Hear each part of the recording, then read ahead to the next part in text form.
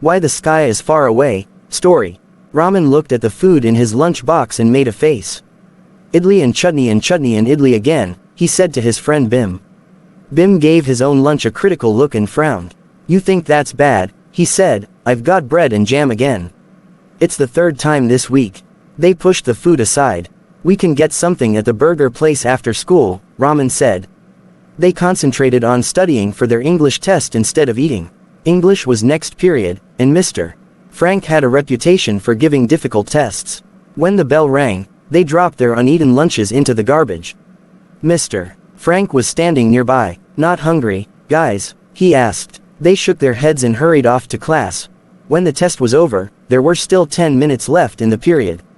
Mr. Frank stood at the front of the class. Before you leave today, he said, leaning against the desk, I'd like to share an old African folktale with you.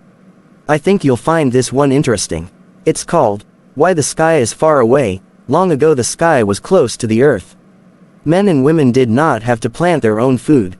Instead, when they were hungry, they just reached up and broke off a piece of the sky to eat. Sometimes the sky tasted like ripe bananas. Other times it tasted like roasted potatoes. The sky was always delicious. People spent their time making beautiful cloth. They painted beautiful pictures and sang songs at night. The Grand King, Oba, had a wonderful palace. His servants made beautiful shapes out of pieces of sky. Many people in the kingdom did not use the gift of the sky wisely. When they took more than they could eat, the sky became angry. Some people threw the extra pieces into the garbage. Early one morning the angry sky turned dark. Black clouds hung over the land and a great sky voice said to all the people, You are wasting my gift of food. Do not take more than you can eat.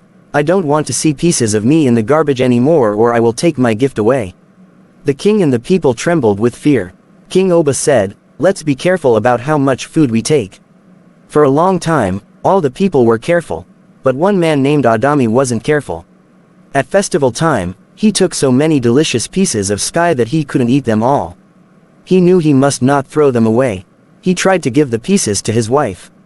Here, wife, Adami said. You eat the rest. I can't, Adami's wife said. I'm too full. Adami asked all his children to help him eat the delicious pieces of sky, but the children couldn't eat one more bite. So Adami decided to try to hide the pieces at the bottom of the garbage pile. Suddenly, the sky became angry and the clouds turned black. You have wasted my gift of food again, yelled the sky. This time I will go away so you cannot waste me anymore.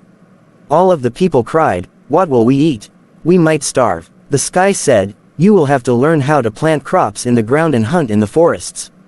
If you work hard, you may learn not to waste the gifts of nature. Everyone watched as the sky sailed away. From that time on, they worked hard to grow their food and cook their meals. They always tried to remember not to waste the gifts of nature. The bell rang for the next period. That's the end, Mr. Frank said, smiling. He looked at Raman and Bim. What did you think of the story? He asked. They slouched in their chairs and looked apologetic. We get the message, they said, smiling. No more lunches in the garbage.